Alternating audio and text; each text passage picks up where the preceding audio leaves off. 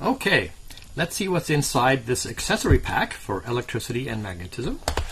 We'll open it up, and we see there's a bunch of baggies in there.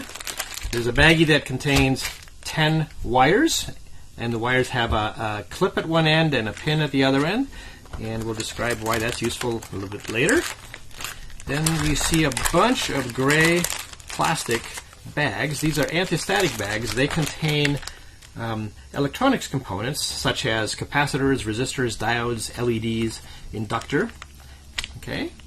Then we see a little breadboard. This is useful when you're hooking up circuits with using the wires and the components. There's 6 feet of magnet wire.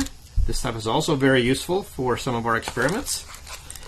There's a little baggie that contains a neodymium magnet that has a hook attached at one end.